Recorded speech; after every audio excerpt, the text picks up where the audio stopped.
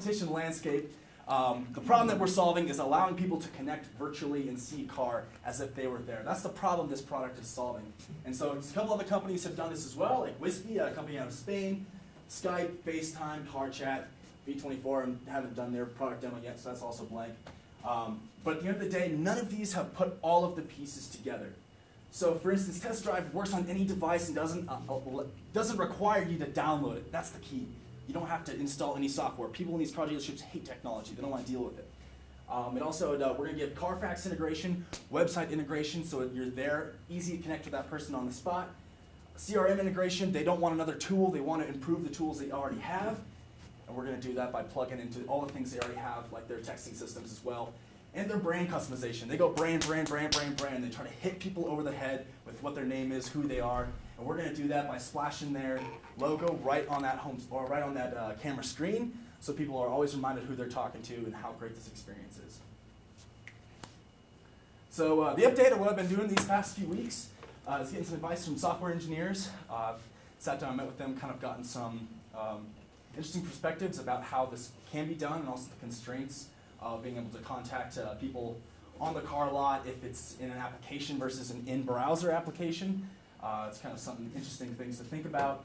I've been doing a lot of research about agile development mentalities and how this is going to affect my development and really change the whole way I'm thinking about this and thinking about solving the problem as far as user stories go and creating shorter sprints for this project. I'm also creating the product requirements right now and the market requirements document, so getting this all laid out so I know exactly who my market is, what I'm building for them, and it's all nice and clean. So what's coming is the MVP sprint using an existing API or a free service. And so there's a lot of companies that have the framework of what I'm trying to do already built. So the engineer I was talking to said, you can probably do this on your own. So I've been learning a little bit more Java and getting ready to make my first MVP. And of course, pitch practice. And then I want to assemble a list of target market contacts, so those high-end dealers in the greater Denver area that I'm going to go after. All right. You can go to the next one. I don't know if there's anything there, but oh yeah. And then so, still on the back burner, big picture virtual reality. It is too early since that device adoption is still low, although climbing. But it also requires a 360 camera. So I would like. I'm not sure if this will be my end pitch, but it is something I'm still keeping my eye on. That's still untapped in virtual reality car sales. So, but yeah, that concludes my presentation. All right, good job. And you're out of time. It was about 7 minutes. Oh, was it? Yeah. That's good to know. I'll speed her along next time. 6.5 minutes, I guess. Cool. So, well, I'm a long-winded guy. Quick questions or burning things to tell Stein? All right. Move on. Cool. Okay, Stein, good work. Thank you. Yeah, you've done a really good job trying to get it down to what it is you're doing. Nice. Yeah, I like it. It's going well. Would you guys agree? Is that? Yeah, that's really That's good. better than the last time. For sure. Right on, thanks, guys. I like that chart. Yeah. No, Are you joining our company? Yeah, take a seat, Josh. Maybe.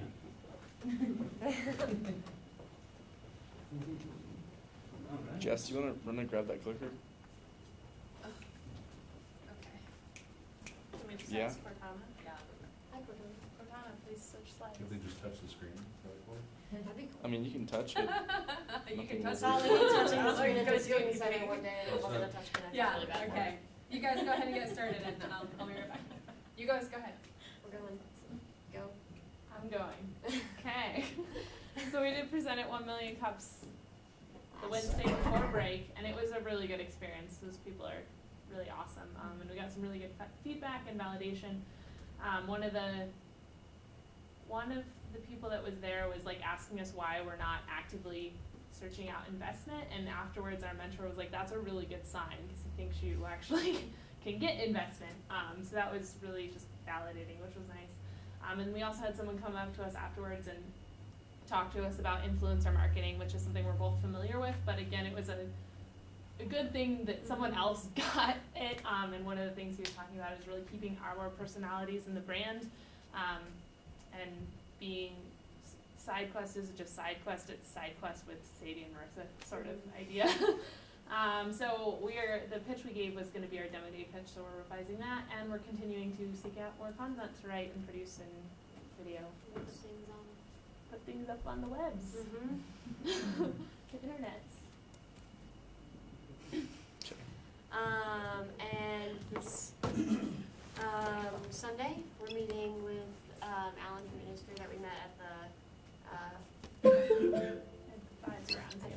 roundtable, because he said that he had a lot more that he wanted to talk to us about for ideas, so that's exciting.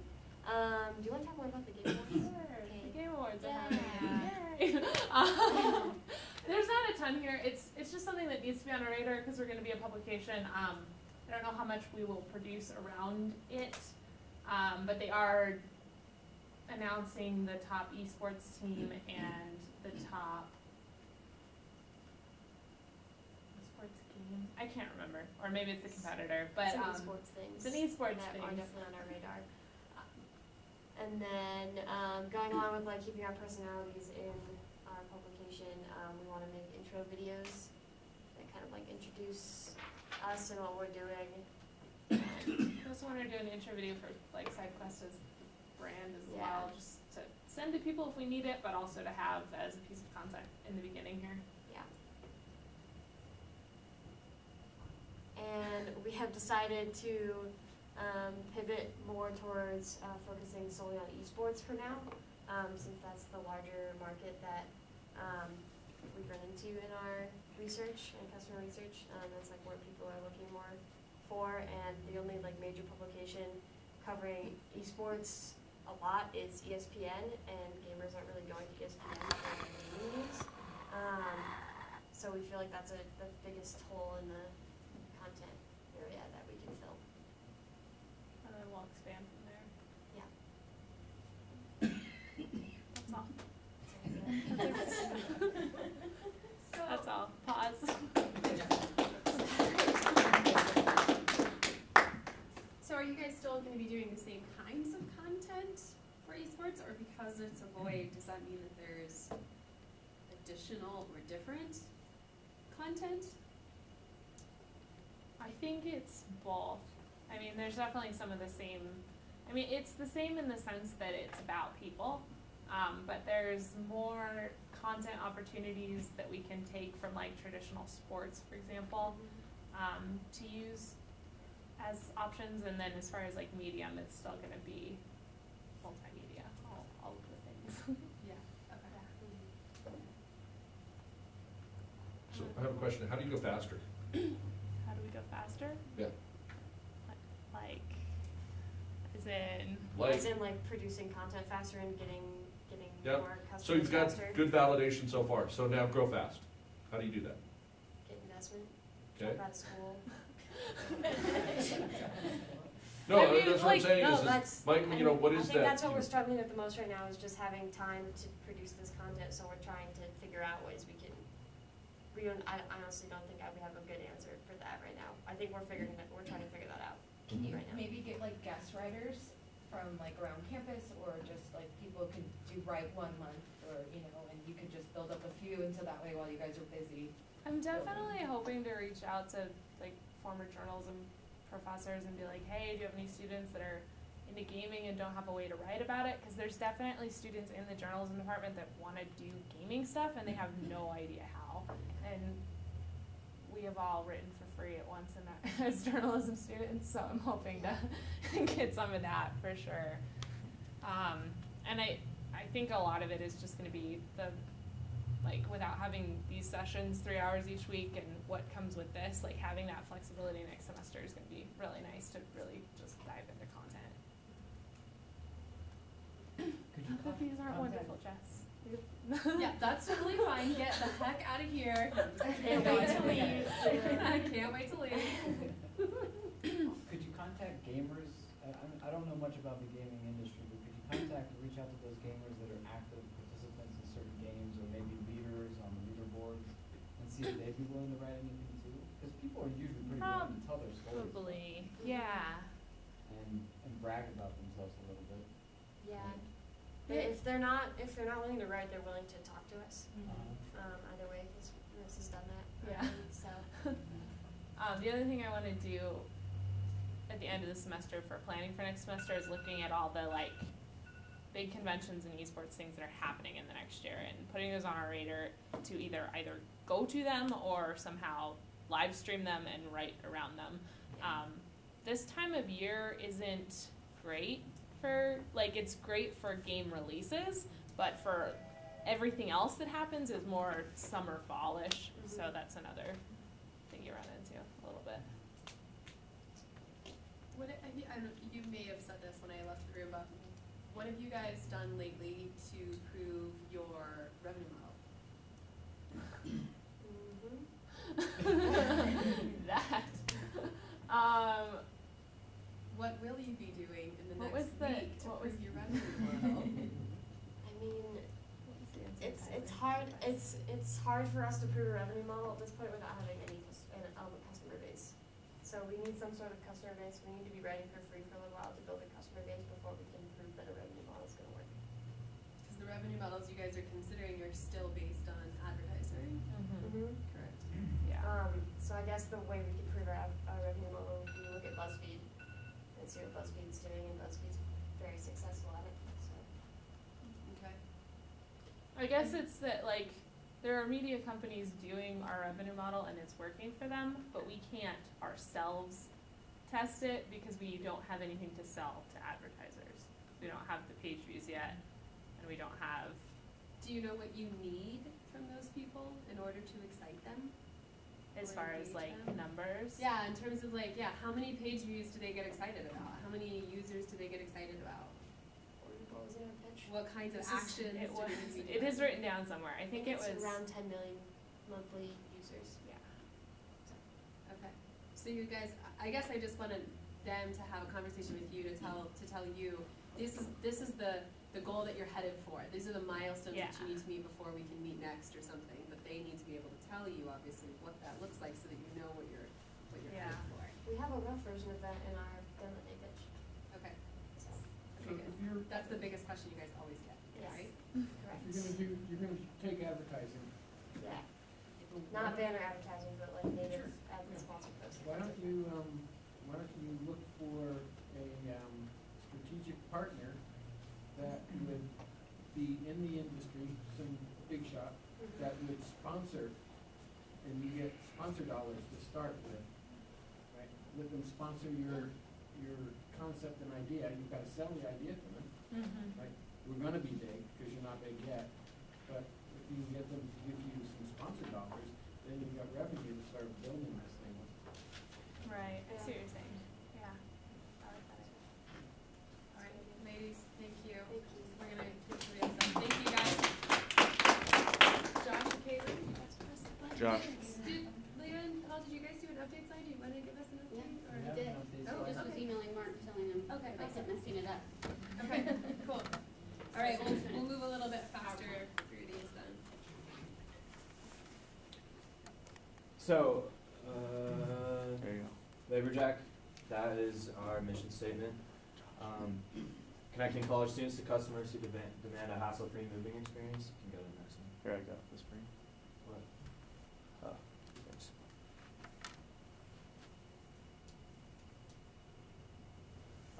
So this is just sort of an interesting take on Uber-like companies. Where can you access or create a new supply that isn't subject to the limitations of incumbent providers? And how might that enable you to reinvent the product or service itself? So my take on that is this is the question that Uber for blank startups ask, and that's what me and Blake have really been trying to focus on is how are we going to bring something new into a market that's ages and ages old, and how can we do that by looking at what already exists and provide something new in the market for that. And so again, we've just continued to accept referral jobs. Mark actually has helped us out a lot with that, so thanks to Mark. And we right now just have a really narrow focus on how we want to differentiate and how we want to scale. And for the time being, we are just continuing to do competitive landscaping.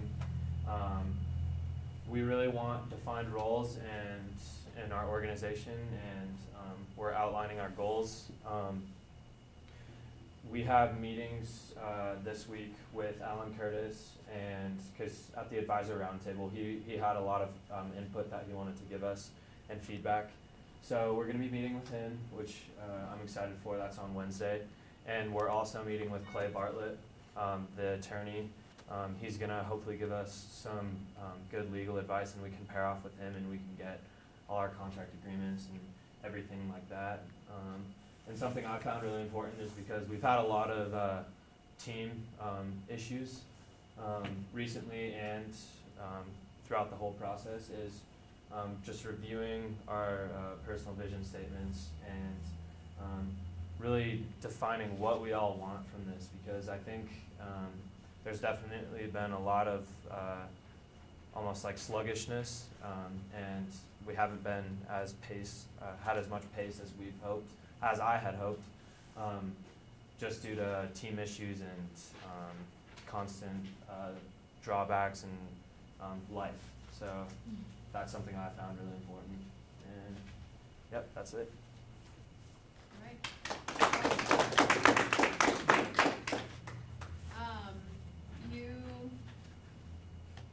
You guys are thinking of moving away from moving, or you're just trying to think about what those other kinds of differentiation mean? Exactly. So Rich actually had, I think I mentioned this at the last time I spoke, but Rich actually, ironically, met the founder of Bellhops, which is a company that I've done a lot of research on ever since Rich brought it to our attention.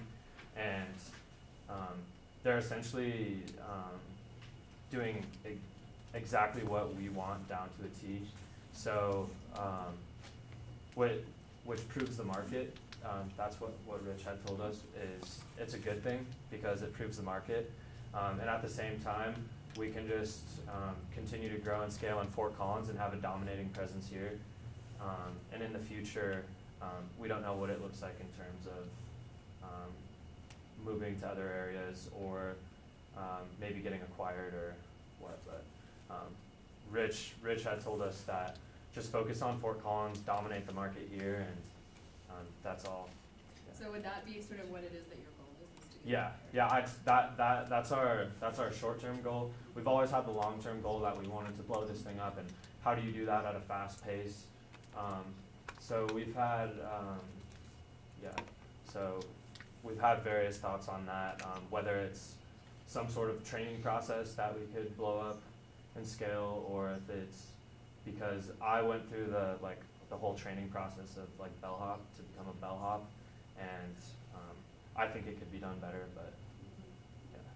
So really, and we're in a huge downtime for moving in general, so that could either work to our advantage or disadvantage in terms of we're not seeing as much revenue as we were over the summer, obviously, but at the same time it gives us that opportunity to step back.